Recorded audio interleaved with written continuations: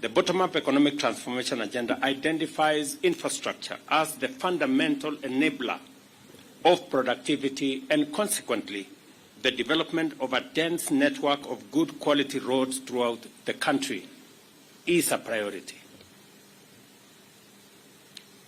Safe roads and safe road use by all stakeholders are critical to maximizing the efficiency and other gains from our road network, although increased economic activity must inevitably result in higher usage of road network and pose a higher risk of accidents. Concerted action can keep the actual incidence of crashes and resultant injuries low. We have witnessed a higher frequency of road crashes in many parts of our country, and especially in our road network, leading to fatalities and serious injuries, besides other forms of loss and damage. The factors driving this concerning rise in these incidences are many and often involve a combination of low road capacity, poor maintenance of both roads and vehicles, low enforcement of traffic rules, and reckless behavior by motorists, passengers, and pedestrians. Abuse of drugs and alcohol, unqualified drivers, low awareness of traffic rules, and lack of consideration for others all contribute to high-risk road behaviors which endanger perpetrators as well as innocent road users. There has been an appreciable increase in investment in the development of our road network, both in terms of coverage and quality. Even as we continue to extend the reach of our roads, we recognize the urgent need to take efficient action to radically enhance road safety and drastically reduce the frequency of road crashes, fatalities, and injuries. To succeed, such action cannot be unilateral. Rather, road safety must be understood to be the outcome of consistent collaboration between various actors in the public and private sector, civil society organizations, the media, development partners who are present here, actors in the whole of this space, and I have been privileged to listen to many people who have very positive contributions to make to tame this menace. In the public sector, our justice, law, and order agencies must coordinate the sustained, robust law enforcement by ensuring that offenders are detected, apprehended, prosecuted, punished swiftly and transparently. Corruption is an enabler of impunity and a significant contributor to road carnage.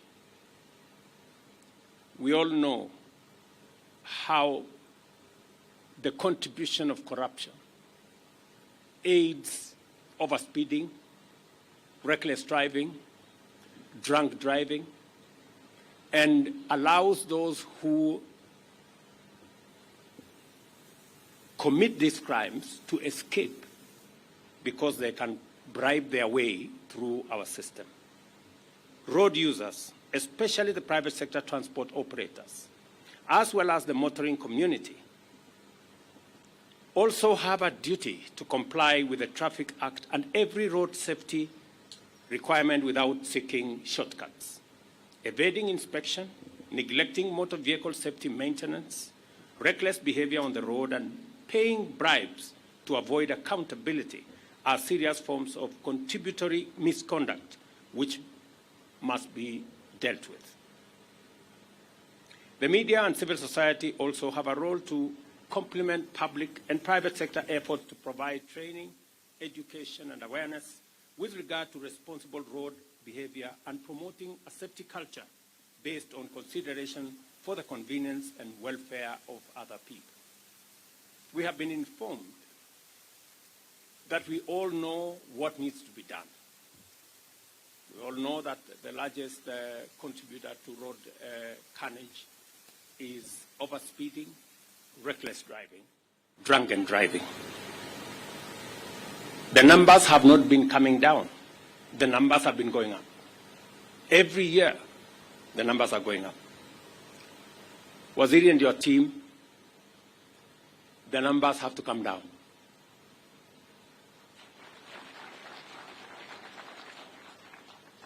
And the template on how the numbers should come down is known. It's practiced elsewhere. Impunity is keeping us from doing the right thing. Governor Sakaja has said that he has closed pubs and places where alcohol is sold at termini. I mean, there cannot be greater impunity than licensing alcohol to be sold at termini when we know that the people at the termini are drivers. But it's continuing. It's happening just before our eyes. And I want to promise you, Governor, as I have said before, you will never get a telephone call from me to tell you to do the popular thing. I will not do it. I will always call you to tell you to do the right thing. It may not be popular, but as long as it's the right thing, do it. The challenge we have, and that is why we haven't made as much progress as we should, and that is why we have not achieved our potential as a country, is that those of us who have the opportunity to lead, those of us who have been chosen as leaders, want to do convenient things, want to do popular things. And I will say this again. As leaders, we are elected to lead, to serve, and to make a difference in people's lives. We are not elected to be popular. If you want to continuously to be popular, don't be a leader. Be something else. There is an opportunity for you to be popular all the time, for people to clap to you all, to clap for you all the time. Be a comedian. That way, you don't have to struggle. People will continuously clap for you. People will continue to laugh at what you're saying, and people will continue, you will continue to be popular. But those of us who have an opportunity to lead, let us do the right thing. It may not necessarily be popular, but the right thing will get us to the right place. And we will never go wrong by doing the right thing. And therefore, as we launch this program and this action and this strategy, we must be focused on results. We must be focused on results. And the results will be the numbers to come down. The target, as was said by the chair, is to cut down by 50%. I will be looking out for the 50%. Everything in between, you have my support, you have the support of this administration to do it. But the people of Kenya will be focused on results. I too will be focused on results. And as Waziri has said, we have negotiated with friends. I want to thank many friends who support us in development of our infrastructure. The ambassador of EU has said EU has been a great partner, together with others, in developing our infrastructure, road infrastructure in Kenya. They are also willing to partner with us on matters road safety. I expect greater collaboration between the traffic department of the police and the NTSA. There has been some disconnect, sometimes competition between these two agencies. Mr. IG, Mr. DG, please, I expect greater collaboration so that we can see results coming down. I also expect greater participation by the public. All of us. Every road user pedestrian, driver, passenger, private sector, traveling in public transport, our children, all of us must be conscious about the dangers that lurk behind road using. And therefore, it is my expectation that we will be the administration that will finally deal with this challenge. We have 20,000 people in hospital because of different kinds of accidents on the roads. We're spending a colossal amount of money trying to treat them and to take care of them. Families are losing breadwinners, children, mothers, fathers, relatives, and it is devastating. And therefore, the collaboration that is required, and I am very happy that we have members of parliament here. They have been doing a great job in making sure that they facilitate regulation, making of legislation, getting policies in line, and therefore, with the support of every arm of government, I am very confident that we will begin to see a reversal. I am looking forward, before the end of this year, that majority of our junctions, majority of our blind spots, majority of the areas that bring danger to road users will be on camera. We have discussed, we have talked about instant fines for a very long time. Waziri, please, instant fines, 90 days is too much time for you to wait. Let's do it so that we can get everybody behaving because they know somebody is watching them.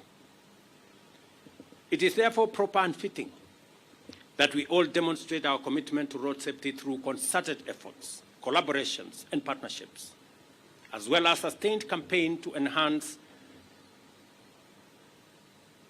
infrastructure design, intensify awareness of campaigns and civic education, strengthen law enforcement, and support in the entrenchment of a national culture of safety and responsible road behavior. The launch of the National Road Safety Action Plan is a good starting point for our coordinated, multi-sectoral endeavor to improve road safety in our entire road transport system. I expect government ministries, departments, and agencies to lead this effort through a multi-agency framework to steer the implementation of this plan and ensure that public sector provides a model for road safety. We all must recognize the importance of road safety and remain mindful of the fact that reckless behavior endangers both perpetrators and innocent third parties. Consequently, we must henceforth implement a zero-tolerance approach to negligence on our roads and enforce the traffic laws and regulations to their fullest extent in order to promote safety, order, and efficiency on our road transport system. The National Police Service shall ensure that there are no exceptions from compliance, regardless of whether you operate border-border, heavy commercial vehicles, school transport, or any other vehicle on our roads. The government is committed to support the implementation of the National Road Safety Action Plan by providing resources, addressing legal and regulatory gaps, enhancing the capacity of the National Police Service to enforce traffic laws, and investing in automation and digitization of law enforcement and traffic management, among other interventions. I take this opportunity to appreciate the considerable support we have received from development partners, including the World Bank, the European Union, and the African Development Bank.